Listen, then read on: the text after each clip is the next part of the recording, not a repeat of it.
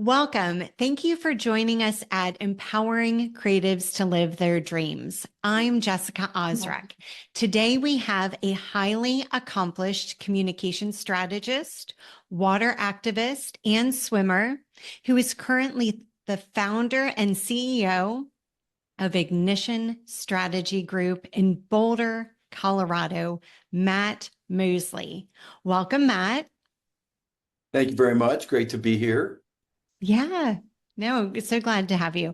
So, Matt, can you share how your experiences as an open water swimmer have shaped your perspective on creativity and productivity? What a great question. A lot of people sometimes would think, well, what does open water swimming have anything to do with creativity? Yeah. And, I think, we all lead pretty stressful daily professional lives and a lot of demands and client demands I do crisis management and issue management type work. So I'm always writing. My days are filled with writing and sort of messaging and how do we talk about certain issues that we're working on. And then, dealing with media relations and all of that stuff. So it can be pretty stressful. And my world is sort of centered around my day job, which is the public affairs with the Ignition Strategy Group, my night job of writing. I have three different books. And then I call it my early morning job of swimming.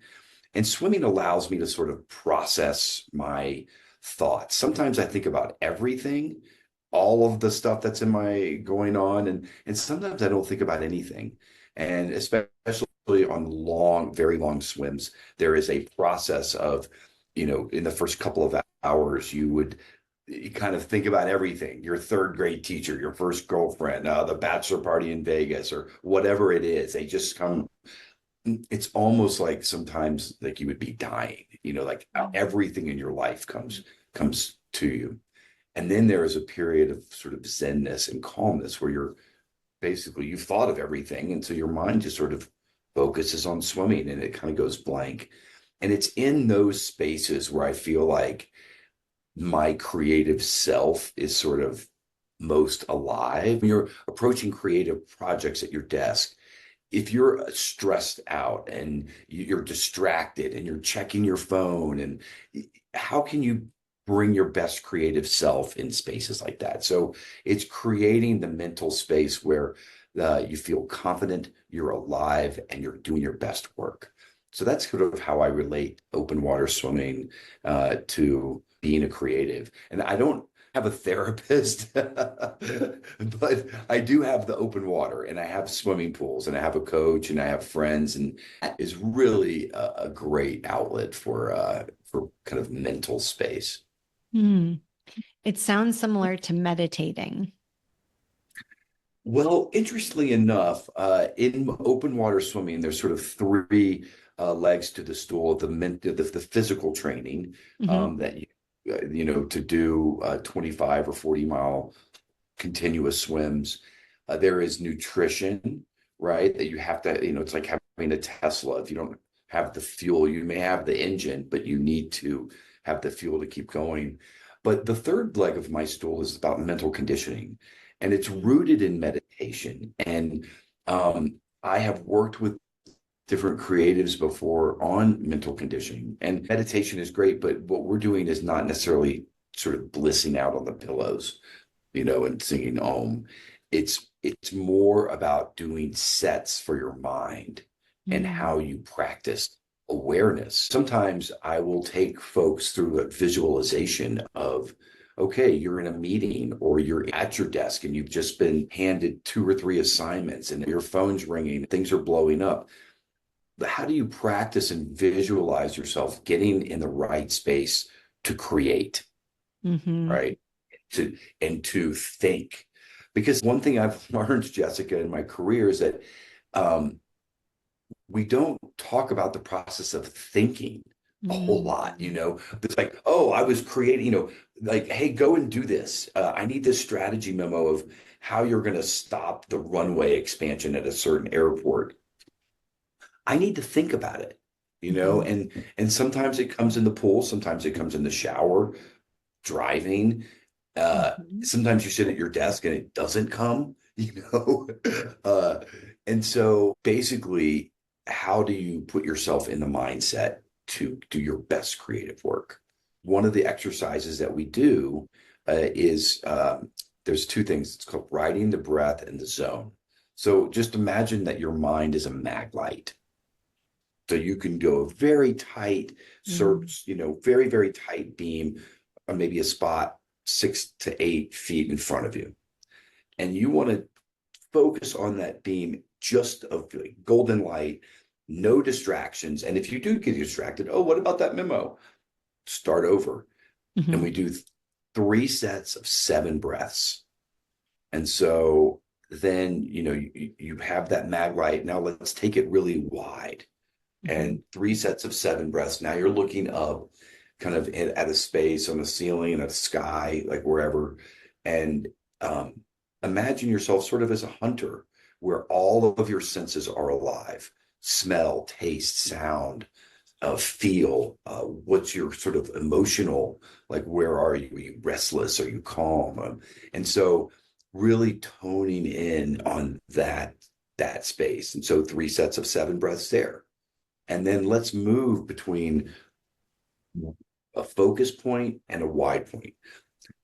And that exercise right there is just about practicing and building a muscle of awareness. Am Mm. I controlling my mind? Can I control Mhm. it from this to this? And it seems like a very simple exercise until you try to do it. And then it takes some practice. There is a Mhm. reason why it's called a practice. And so there's different things that we do like that can help build creative powers, Mhm. right? Sort of help you with some tactics to bring your best work.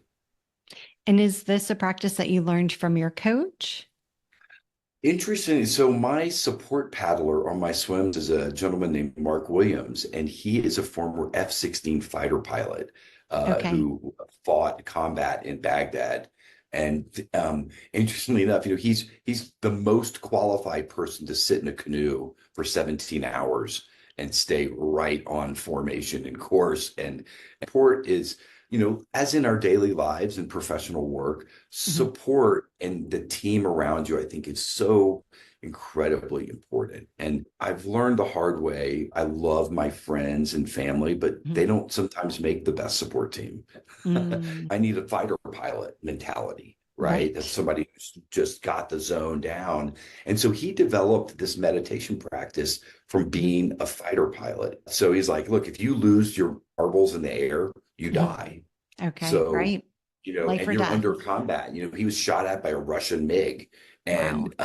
and escaped and lived to tell about it. And he's like, if you lose your marbles, I'm dead. So Mm. he's upside down and sideways and Mach 5 and whatever speeds he's going. That just incredible awareness that you have to have and stay calm in those faces of adversity.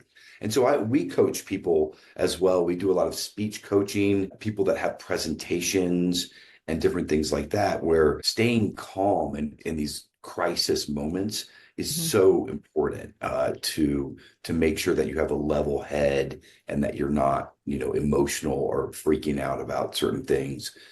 Because frankly, I've seen companies disintegrate overnight because somebody said the wrong thing at the wrong time to the wrong people.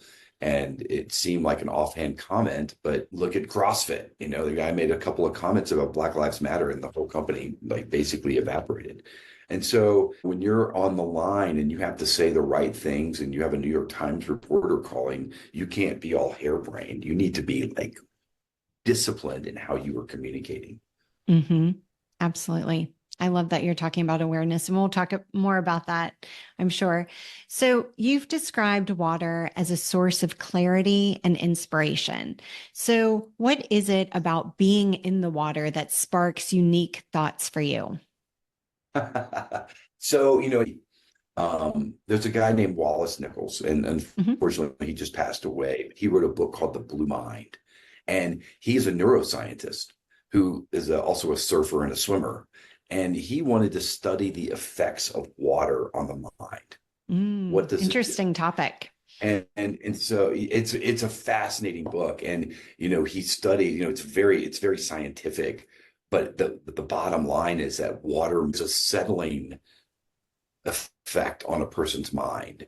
And that, it's why people take baths. It's why we want to go sit by the ocean. Imagine that feeling that you get when you're in water, and it's very, very calming. And so in my book, Soul is Waterproof, right here, I have Mhm. a chapter about our evolution as people that come from the water.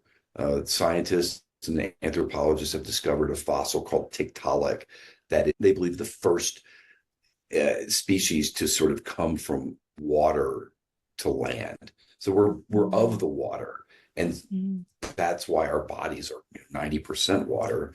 And so uh, it, you know, we came onto land, and then some of us said, "Hey, I kind of want to go back in the water," and that became dolphins and turtles and Mm. whales, stuff like that. And so some of us stayed and became more terrestrial as we developed. But I think we've lost a little bit of our connection with water. That's why I've made it part of my career to be an activist for water. I dedicate all my swims to certain facets of water, whether it's drought on the Colorado River, clean drinking water, and stopping agricultural runoff in Lake Pontchartrain in New Orleans, swimming across the Caribbean to do some of the first testing for plastics. How do we get people to understand the importance of water? A lot of people say, where does water come from? It's the tap. If you turn on your tap, hey, everything's fine. But that's just not the case. And the Colorado River is the life source for 40 million people in the West. And there's Mhm. 20% less water in it now. How do we divide up and manage the river where the best, highest use is, but also to keep the river alive and healthy? These are some of the big decisions we're facing right now. I think water is the most critical issue of our time. So that's why my clients are American Rivers, Water and Tribes Initiative, the Upper Colorado River Commission, and I just Mhm. did something super fun called BeaverCon What is in that? Tell Boulder. us more. BeaverCon is a beaver enthusiast and scientists, and holding water up high to prevent forest fires, and they're a key species for habitat. It's really interesting. But yeah, so I do a lot of water work, and it kind of feeds into my swimming, and it's Mhm. something. If you would have told me 25 years ago that this would be like happening, I would have just not even understood it. I had just started swimming again. I was swimming in high school, and came back to it as an open water swimmer. And water's effect on the mind, and it, it shouldn't take a neuroscientist to tell us that, yeah, my wife just really loves to take a bath on Saturday afternoons because she just loves it. And people that love rivers and water and kayakers, and people that love the sea, there's something in our souls that is connected to water. So I think when we get back to there, it frees up this kind of more natural state that does allow us to create better and does inspire us. I mean, think of the literature and the movies and the things that are inspired by water, songs, so many things have a Mhm. water element to them. I love it. My book is really, it's about open water swimming, but it's more of a love affair with water. I hear your passion for water. When it comes to that fossil, because that really sparked my interest there. Are you saying that that fossil is saying that human evolution started in the ocean? Mhm. Yeah, Okay. that's what they're claiming, is that this little fossil just started coming up in these. They look for them in these muddy areas where rivers meet oceans, and Okay. so uh, these kind of marshlands, and it was whether it was fear of being eaten or predators or needed food, they're not really sure, but it's Mhm. over a couple thousand years, this little being, it looks a little bit like an alligator. It's like crawling up, and it just gradually developed the fins became little legs, and the tail separated and Mhm. became little legs, and the gills became lungs. Mm. It's pretty Interesting. amazing. I That know. is And then, amazing. over millions of years, we developed onto the land. And it's just interesting that, some of us decided to go back. Hmm. Right. You know? No, that is interesting. So you've spoken about the importance of human agency Mhm. and purposeful action. So, how do you define this concept and how can creatives apply it in their work? Absolutely. I love talking about agency, not just because usually there are creative agencies. It's Right. kind of a play of word, but it does make sense because we're creating something that really heretofore has not existed. Maybe we're pulling from all these different inspirations and histories, but usually clients hire us to create something that doesn't exist right now. Okay. Whether it's a brand, a logo, a press release about an issue, something. So I think agency is the key piece in sort of a person's success. And the way I define it is an individual's capacity to determine and make meaning from their environment through conscious and creative action. So let's dissect that a little bit. And so I think agency can be closely related to leadership and the human agency to do something. People aren't telling me to go swim 25 miles on Lake Pontchartrain and put Right. together a support boat and spend a lot of resources and time and energy to do that. And so inspire others who want to do it. I Mhm. talk about my support paddler, Mark, or I need support boats and teams and kayakers and people that are willing to take off work for a week and come with you on this crazy harebrained adventure. And they're like, well, wait, who's done this before? It's like nobody.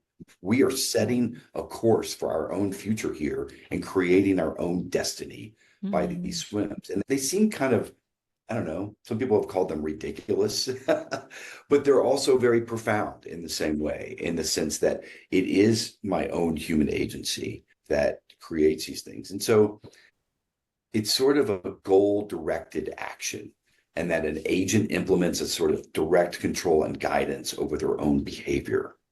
And so that we're not just, to use a river metaphor, we're not just floating along, hitting rocks and floating along in life. No, we are controlling where we want to go in our own destiny in this flow. And so it's a key perspective of how you look at life.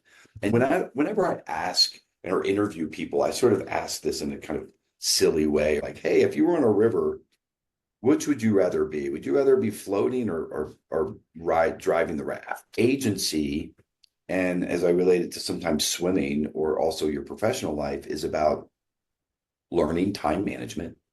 It's about perseverance.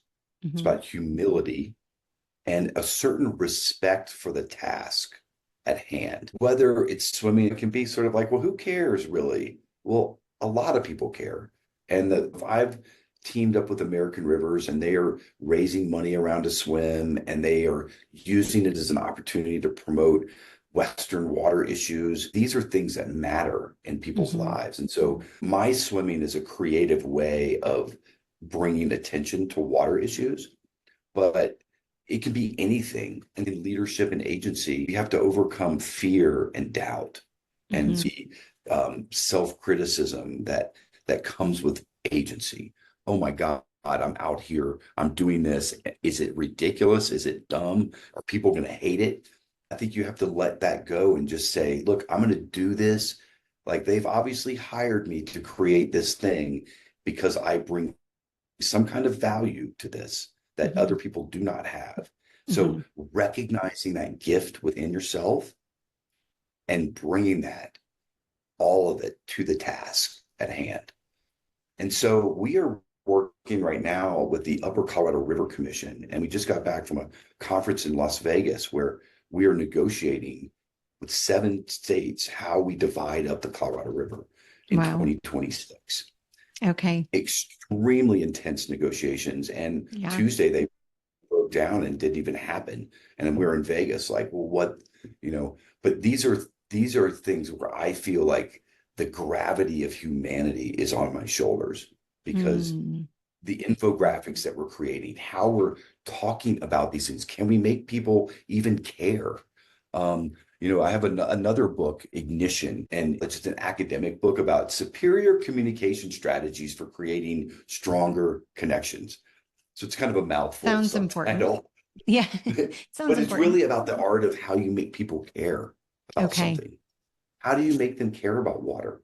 How do Mm, you make them care about a bar of soap? Sometimes our tasks are ridiculous, but the humility and the spirit of them are not. And so I take things very seriously, sometimes maybe too seriously, but managing uncertainty, fear, and doubt and being confident in that space is just so important because I think it's really hard to do good work when you're fearful, when you hmm think people are going to overly criticize or, you know, I've worked with some very difficult clients before who I'm really not sure what they want. You know, they mm, can't tell you what they want. So that's always a sign for me as a creative that when we sit down on a project, like, you know, what is your dream headline? What is your dream goal? Like if somebody sees this brand, what are they going to do? How are they going to feel? And if people can't articulate that, it's like, well, maybe you're not ready to hire me yet. mm. And so recognizing your limitations of what and people's limitations of what they do. I would say just to wrap it up about agency is that these are skills, and I think creative skills are like this, that where you can't learn them by reading a book. You have to learn them by doing. You can't learn about something by reading it. You can't learn to be a leader by reading a book on leadership. You Hmm. have to be there. You can't learn to be a human agent by dreaming about it on the pillows. You need to be this conscious, goal directed, purposeful action that Hmm. then inspires others to do things and and that is I think some of the art of how you get people to care. So and one other thing, you know, I worked with the author Hunter S. Thompson. He Okay. wrote the book Fear and Loathing in Las Vegas, and he asked me one time in front of a bunch of people, what's the meaning of the word politics? It's like, you I'd worked for the White House, rocked the vote, 5 Senate races. I'd been in politics for 15 years and I could not answer this question. I was like, Mm, governance, voting, wrong. And he said, politics is the art of controlling your environment. And those who control their environment the best win the day. It's for mm, better or for worse. We've seen it in, governments and we see it in products. And those who can tell a better story about what they do and why you should care win. mm, That's the meaning of the word politics. mm. So yeah, so it's interesting. I think agency is probably not just in swimming, but in life is really a key factor in success. It's something that I look for in other people. Is what's their capacity to get stuff done and to be out there and doing things. So we are our own human agency, and we have the Yes. power to direct and control our lives as we're going down the current of the river, essentially. Yep. And it's really about being able to overcome, as you said, fear, doubt, other people's criticisms, Oh yeah. uncertainty. Yeah. And whenever I speak to like classes or at conferences and stuff, if I want people to take away one thing from my swimming and from my work, from my writing, it's the old prophecy of do not look outside of yourself for a leader.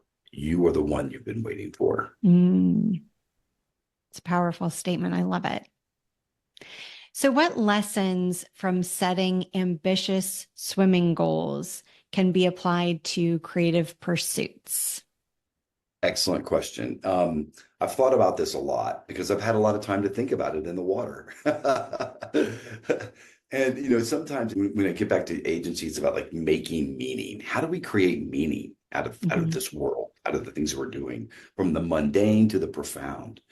Um, and my thing is making meaning out of misery sometimes with because it Okay. it gets painful and it's hard. After you've been in the water 3 or 4 hours, anything after that is going to be painful. But the lessons I take from the water that I apply to real life and to this job Mhm. are one, creating a dream, having goals and a vision. It's being an agent and make those goals that you can meet them. My coach was from Puerto Rico, and he concocted this 3-day, 80-mile swim across the Caribbean. It was the hardest thing I'd ever done. My paddler Mark was getting sick in the kayak. It was super choppy. And I get there to the finish, and all I wanted to do was hug my son Charlie and lay down in the hotel room. And I was like, Charlie, where's the reception with the champagne and the mayor and the Boys and Girls Club and the free hotel room? He's like, Dad, you swam up to the wrong island.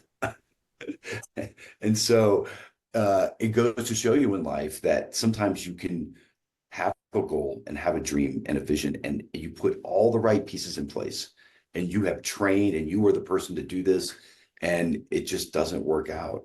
And sometimes in life, you have to expect the unexpected. I think Mhm. that's a huge lesson that I take away from the water to life, is that sometimes you swim up on the wrong island, and that didn't work out, but we got this, uh, but we didn't get this. And so having, those sort of realistic expectations. Another thing, as I've kind of alluded to several times in our Mhm. talk today, is the team and the people that you surround yourself with. Right. I think it's so just vitally important to have those right team people around you, your friends, your coworkers, and the people who are going to say, yeah, Matt, I'll go on that harebrained adventure with you next summer and Mhm. take a week off of work. And it makes me emotional now, but to me, that is it's a great gift. I mean, Mhm. in this world today, it's hard to find those kind of people. And Mhm. so when you do, hold it tight and be cool to them, and because it means a lot. And so I also think about the concepts of change and adaptability. Those are things that I've really learned from the water, is that every day that I show up to something that's different, it's never the same. None of my issues, you've heard me talk about water issues, airport expansions. I've worked with AT&T, Excel Energy, like all these. And then I work with different little clients. And I have a guy who's producer of a music festival who got in some trouble and needed some crisis communication. So it's all just different. And every day I swim in the water, it's different too. Sometimes it's sunny, sometimes it's choppy, sometimes it's murky. It's just different all the time. So being able to change and adapt to this world, if you can't change, it's going to be a tough place because it's changing so fast. I love hearing about having a vision, having a dream. You even talk to your clients about like, what is the dream, right? What is the dream that you have? So, in addition to recruitment, I place creatives and marketing professionals in freelance and full-time jobs. I also am a certified dream builder coach and life mastery consultant. And so all that you're talking about, the importance of having a vision, it's like, even if you may end up somewhere else, it's so important to know the direction you're going. And what I really hear is your gratitude about having partners in believing. And Absolutely. when you come up with these ideas of, I want to do this swim, it's about having those people in your life who are like, heck yeah, let's do it. Right. And it may not be, as you mentioned, the people who are closest, your friends, your family members. It's about finding people who can see your vision and believe that it can happen. That's so correct. Yeah. It's So so right. And so I important. keep these little notebooks for the last 30 years. I have a couple hundred of them. And they're people like, what do you write about? It's like, I write about what I want to see in the future. I think the power to define the future you want to Mm, see for yourself yep. it's so very powerful. And so like I'm writing down stuff like, okay, I want to, you know, do a swim on June 15th on the Colorado River. I've signed up for a swim on July 19th across Lake Tahoe. I'm Amazing. going to go with the American Rivers on a Grand Canyon trip. And this is my summer that I'm visioning now, but I'm charting my future. And then I Mhm. start to get the pieces in place and the team and the people who are psyched about that kind of adventure. I love that planning. I love the visioning and the goals and the dreaming. I've joked with sometimes people, I'm like, yeah, my only favorite thing I like more than open water swimming is talking about open water swimming. Well, it's wonderful you found what you love. And that's what the whole dream building process is about. And so the visioning that you're talking about is essentially blueprinting. You're blueprinting your I summer. love that. I love And that. and I teach my clients that you're always manifesting, but you're either going to live your life by design, which is what I hear you do, or you're going to live your life by default. We're all thinking about what our summer is going to look like next year in some capacity, but we may be thinking, oh, I'm not going to have the money for this. Oh, I can't go on this vacation. Oh, I can't do this. And so what happens? We don't go on vacation. We don't have the money for it. But what I hear you saying is that you set your sights. What would I love to do next summer? And so creating what you would love, regardless of your circumstances, situations, and conditions, and then really visualizing that. Now, I do want to ask you a question around your visualizing. So when you create the vision for your summer, do you ever experience the right people showing up kind of out of the blue? Oh, but I love what you just said about like creating the goals and vision. You have to have some awareness about your world and what the potential can happen. But right, so that's why I think appropriate goals, appropriate visions that inspire you but don't break you either. You know, Mm, uh, and so yeah. But just a side note, I've got several examples, and I even write about it in my book called "Divorced by Triathlon," where people are like, I'm going to be an Ironman. I'm going to do an Ironman. They do an Ironman. They do three more. They get to Kona. They go to the World Championships, and 5 years later, they're divorced. They don't have a job, and their kids don't like them and mm, they're emaciated because all they're doing is training. And mm, it's like it's over the top, and it's like you've let this goal sort of drive you in the ground, mm. and you've forgotten your original purpose and inspiration for it. And I've seen it before, but I love that term, that you used, and saying that it's living by design and not by default. And that's exactly the river metaphor I was using earlier. It's how do you approach life? Are you thinking like these are the things I want to do and I'm just going to make them happen? Or are you just sort of letting it go? And then I think the craziest thing that you alluded to is that you do get these goals. And then, I put together a swim and I plan it for a year. And then somebody says, well, hey, I know a guy who is a former riverboat captain knows all of the currents of Lake Pontchartrain better than anybody, and he wants to come along. And so you start like attracting, you know, these dreams can attract things in the Mhm. weirdest of ways. When I first started, so my what happened was, I got into open water swimming because I didn't swim in college, but I came back to it, and then I shattered my leg about 15 years ago in Moab, and my whole right leg was in a Eiffel Tower looking, it had plates and screws holding it up, Oh and man. I couldn't get in the water. I couldn't do anything for 13 months. Couldn't even drive, because it was my right leg. And then they wanted to take it all out. So it was basically 2 years of convalescence. And it was a very, very dark time. But it was during that time that I said, okay, I'm going to set this goal. I want to be the first person that we know about to swim Lake Pontchartrain, and setting that goal. And then I started showing up at the gym, and and this guy comes up, and Puerto Rican, he says, hey man, what you doing? You look like you're going to hurt yourself. And I said, oh, I'm training for the swim. He's like, you need a coach. Voila.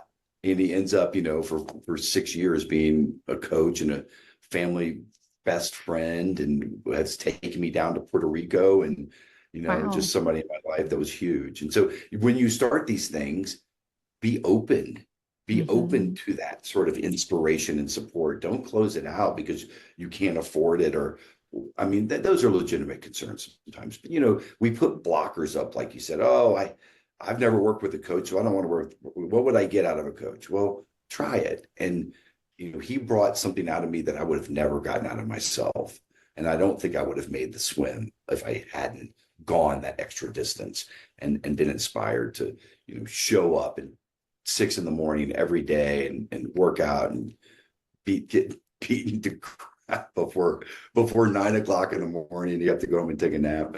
No, but yeah, you're so right. And I think, when you get a professional project, you know, um, be open to that too. That's why I mentioned, I partner with people a ton.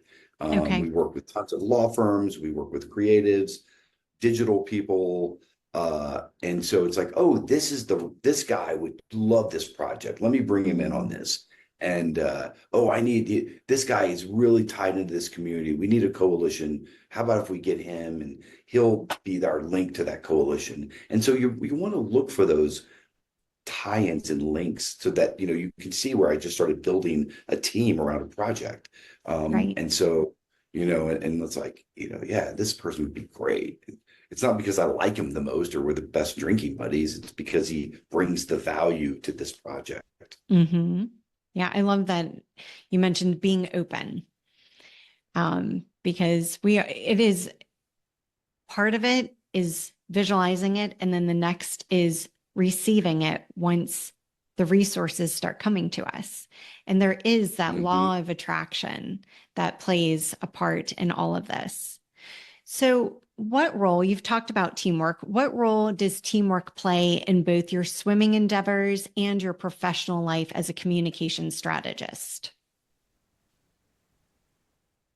Yeah, well, I've alluded to a little bit the teamwork on the river or in the swims, Yeah. but we feed I nutrition I mentioned is one of the kind of the second leg of the stool, and I feed about every 20 minutes Hmm. on a really long swim. So it's kind of you want to keep the top tank really topped off as much as possible. So learning how to eat in the water is really tough, and also whenever I am swimming, I don't want to be looking up and sighting all the time. That hurts my shoulders, makes my butt go down, and it slows you down.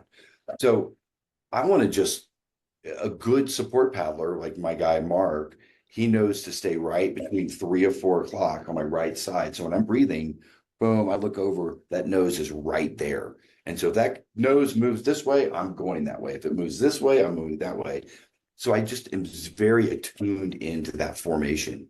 And so, and then he's usually got two other boats or a boat like that's bigger with the bigger support team, or, that's like they're supplying him with stuff that when he needs it. So yeah, it's a very orchestrated thing. And then, I usually start Lake Pontchartrain, I started at 9 o'clock at night. So we swam Hmm. through the night into the morning and finished at noon. So that was 14 hours and 56 minutes. And then, on river swims, I usually start at nautical twilight. So it's usually somewhere around 4:40, in the morning when the first rays of the sun are sort of cresting the earth. It's right before sunrise. And, you know, so we have to be up, but well before then to be getting ready to get into the water. So, it's like, hey, we're going to wake up at 3:15 today in the morning and get ready. And then it's a full day, on the water. And it's very physically taxing for people. So yeah, finding the right people in the team, it's the most important. Like the training is fine, but and then it's inspiring. Like when people are there with you and you're in the trenches, especially like, political campaigns or big, conferences that you're getting ready for, these big milestones that you have with your clients. Hmm. How it's like volcano-like where, it's like, oh, it's rumbling, you're assembling the pieces and it's getting closer and it just, sort of, okay, here's the moment. And it's sort of, this is everything we've worked towards. And for people on your team and you're all together, it can be super satisfying. I Hmm. love that feeling of like camaraderie that, hey, we did this together and we made this thing happen. The client loves it. I love that. Yeah, I If can it's just you, imagine. it's kind of like, well, okay, great. Yeah, good job. Yeah, yeah. And usually if you're a creative and you're doing a brand or you're doing a social media post or Mhm. an advertisement, you're a part of a larger effort. You're a part Right. of something else that's trying to move something, whether it's Hmm. purchasing a product, trying to influence public opinion, or a legislative or city council action, right? You're trying to, so people ask me sometimes, but what's the difference between public relations and public affairs? So public relations is a little bit more, selling, it's marketing, advertising. Public affairs is, I define it as the alchemy of turning resources into power. Mm, How do we, but that's public opinion, you know, any kind of elected body action, laws, rules, regulations, regulatory processes. Like, how do you influence and manage those issues to certain outcomes, mm, right? And they're not frequently a product. It's not selling that, we're not selling so much. That which is there's nothing that a lot of people make great money selling. So right. it's just we just do public affairs, and so and that's why in the specific realm of public affairs, that being a part of this team, and that sometimes in my work we will have a client that I just worked with. We had a regulatory side, Mhm. we had a communications person, we had a legal person, we had somebody from the C-suite who was reporting to the CEO. We had me as the communications consultant that was sort of running this team towards a certain outcome. We wanted to save them from being bought by another utility. So it was very specific outcomes. And so, yeah, you're managing these teams, and like each person has a role. And, it's interesting when you get in a room like that, because legal will say one thing and the attorneys are like, oh, you can't say that. It's like, well, are we going to look like we're just got our head up our butt? We need to be able to communicate clearly.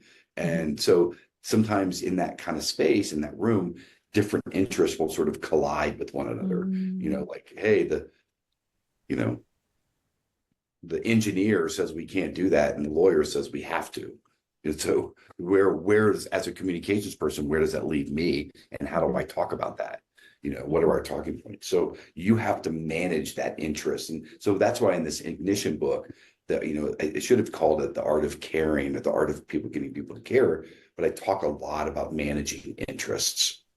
And with the Colorado River, same thing. You have agricultural users, municipal users, you have recreationalists, you have anglers, you have conservationists who want to leave the water in the river, habitat, like so many different facets of these problems that, um, and I feel like sometimes, the world seems very polarized, but when you get down into these issues, you find that we actually have a lot of common ground. Like, and I just named all those interests. They all want to save the river.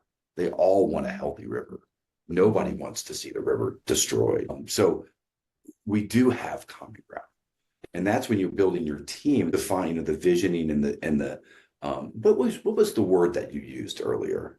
It it wasn't balancing. It was Um, I was talking about the defining the future that you want to see. manifesting, That was it was blueprinting. blueprinting. Yes, Yes. yes. I love that word. Yes, I'm writing it down in my journal right now. Okay. So Awesome. Yeah. from our Blueprinting. podcast. Yeah. Just like if you But were designing a home, designing that, your life.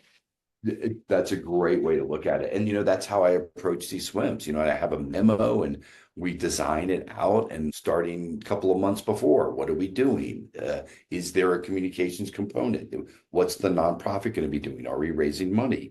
Let's get Mhm. that set up. And you start the blueprint it. I love that. Yeah. With specificity. That's very important.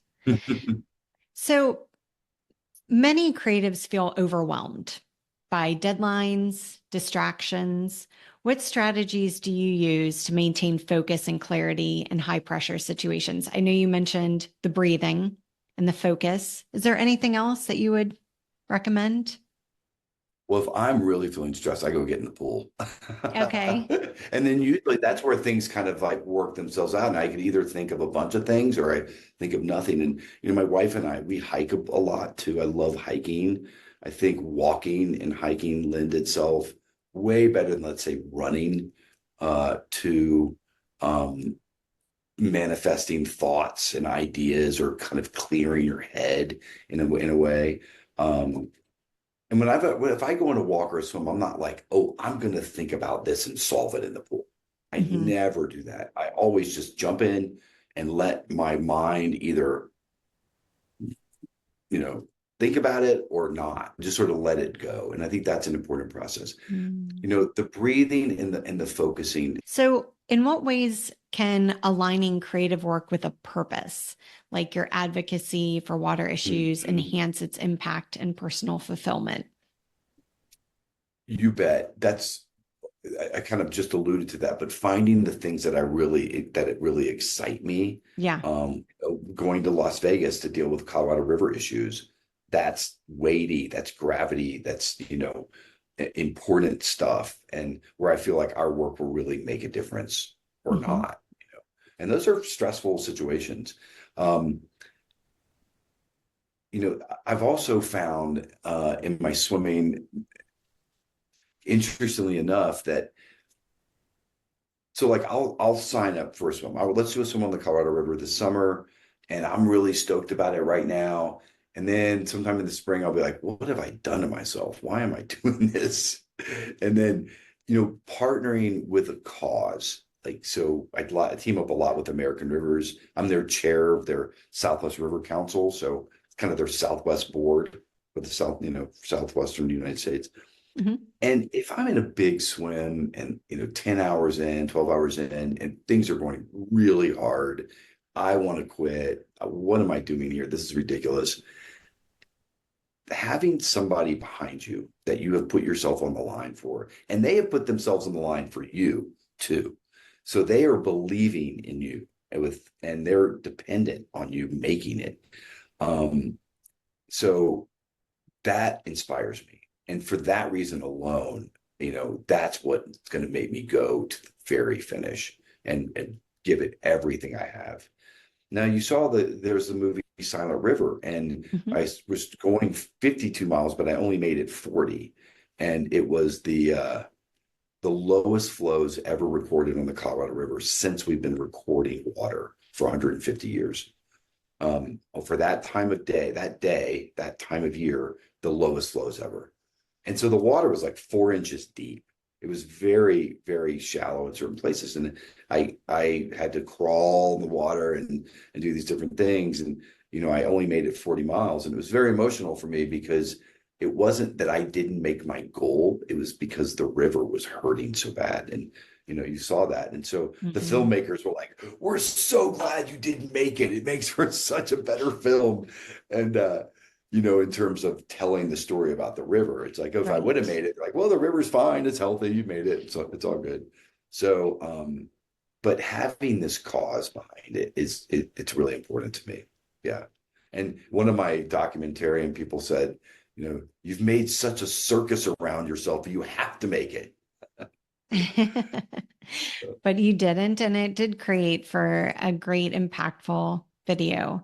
I Yeah. appreciated it, and I did find it emotional.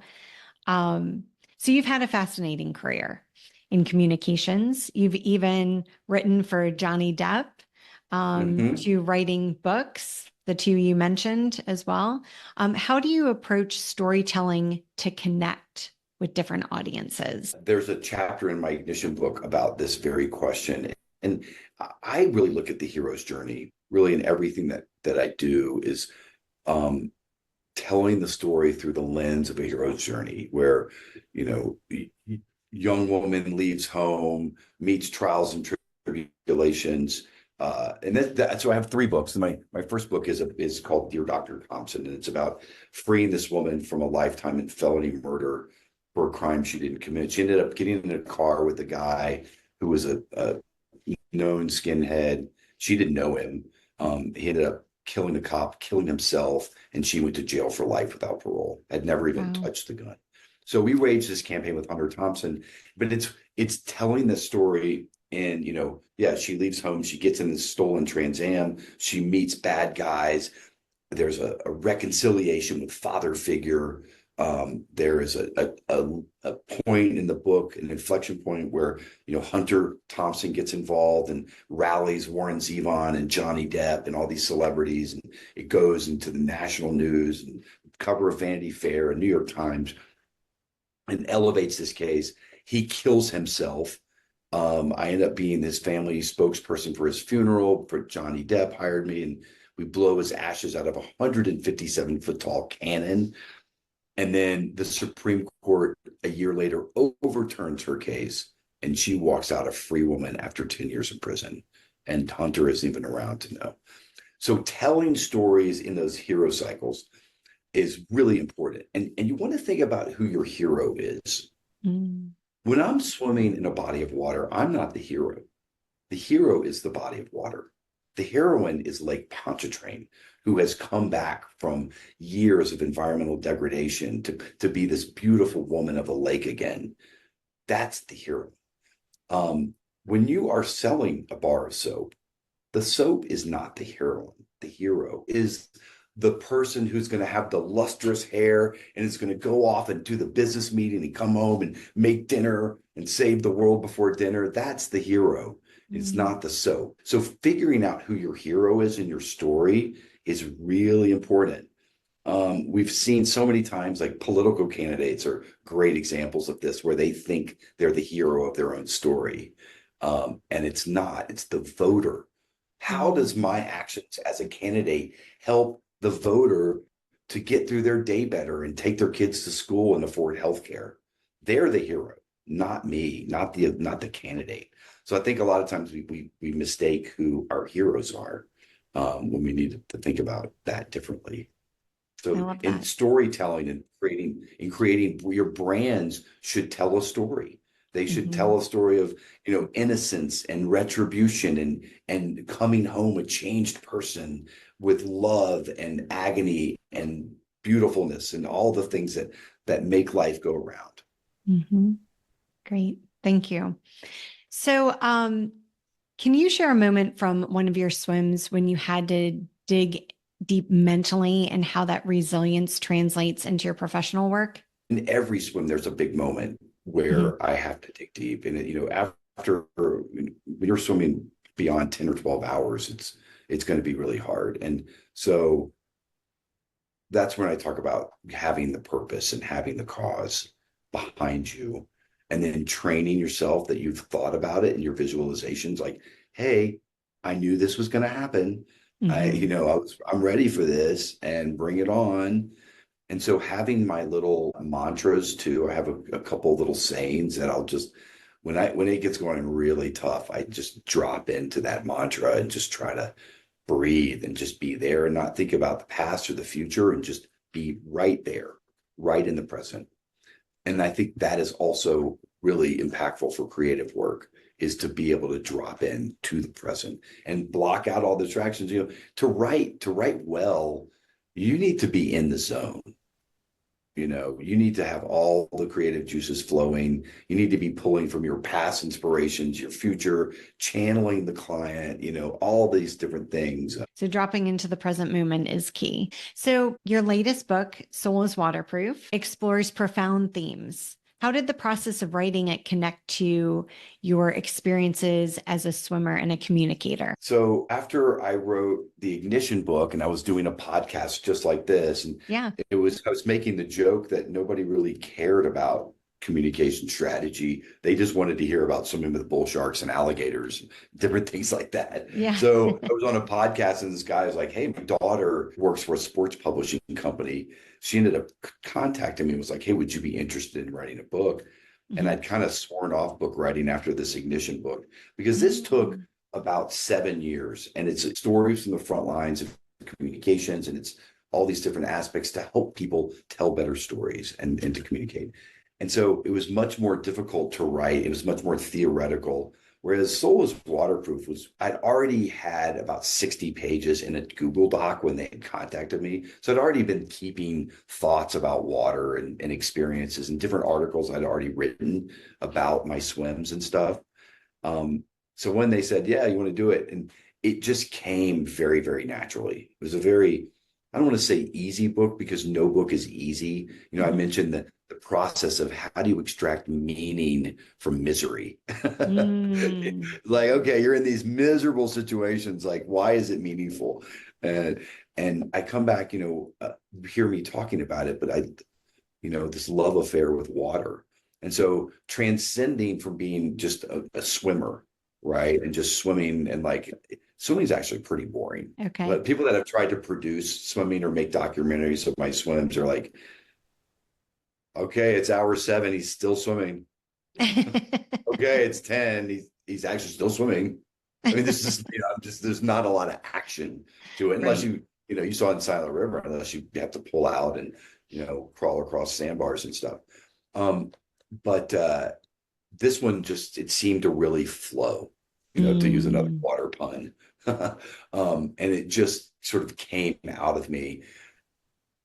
And what I was trying to do was channel the thoughts that I had when I was in the water on these long swims and put those in an organized fashion. So when you're reading this book, it feels like you're in a swim with me, like you're in the water with me. And I Mm. want to say too that swimming, you're not looking at the water. You're not in a boat, which I love to be. You're not on the shore. You are in the water. You are Mhm. a human fish, really. And after 6 or 7 hours, I start to feel like a fish. I mean, literally, my nails grow, my back becomes this like turtle-like hard shell. My lips start expanding like a fish, and it's wild. And that's why I talk about the adaptability and change, but wow, something that has really occurred to me is our human capacity to adapt as a physical Mm. specimen. Mm. Whether it's hot water, when I'm swimming around Key West, there's a race around Key West, it's 12 and a half miles, where it's really, really hot, Mm. or whether it's really cold. The Colorado River is frequently like mid 60s. And so if you're in it for a long time, it's very cold. And your body has this remarkable capacity to adapt to heat and Mm. cold. And so, and to other conditions as well. And so people are like, oh, it's a hot day, go inside and turn on the air conditioner and stay cool. It's like, my philosophy is no, get out and adapt. I grew up in South Louisiana where, I didn't even have the air conditioning for years, and you just sort of figure it out, Mm. and I didn't feel like we had an exceptionally hot childhood. I can remember some hot days for sure, but it's about adapting and then being ready to accept and to adapt. And I'm sure you've heard of like Wim Hof, and there's a lot of like cold plunge is a big thing right Mhm. now, and what it does to you that you can it really helps people to deal with trauma. And when you're thinking about really dark thoughts or something, if you get in 35-degree water, 40-degree water, you don't think dark thoughts anymore. You think about Right. survival. You Yeah. think about the immediacy of your situation, and everything else is like, I can't breathe, you know. And so that kind of like adaptation is phenomenal. And I think we can do that in our work too, is being adaptable and we're not so rigid that like, oh, I just do this. I can apply these communication skills. That's why I love doing communications, because everything needs communications, right? Every company always says, we need stronger communications, and then they don't fund the positions. But Mhm. everybody recognizes that there is a need for it. Whether they do it or not, not always the case. Yeah, communication is huge. One of our core values here at Elysian is over communication. And I always like to say over communication for efficiency, right? Not just over Yeah. communicating to over communicate. But well, you've Hmm. shared so many wonderful tips and insights, and you have made swimming very interesting throughout this conversation. But is there anything else that you would like to share with our audience today? I mentioned the quote about do not look outside of yourself for a leader because you are the one you've been waiting for. And Hmm. that seems to me to capture a lot of our discussion today, from human agency to blueprinting. Blueprinting is a great way to be a leader in yourself, of your creating your own destiny and Yeah. those of others, envisioning the future that you want to see for yourself. And that's how I do it. My way is through swimming, but there are millions, infinite other things that people can do. And so it's finding what you love and then doing it and being your passion and living that. Hmm. Thank you. Well, thank you for participating in my show, Matt. And I'd love to have you on my show again for us to hear more about your adventures and your accomplishments. Great. Well, thank you so much. It's lovely. We have great weather here in Boulder, Colorado, and I'm looking forward to doing some great skiing here this weekend, tomorrow. So yeah, let the snow come. Bring on the snow. Yeah. Oh, we'll have a great time. And thank you for joining my show, Empowering Creatives to Live Their Dreams. I'm Jessica Osrek. You can do it. I believe in you.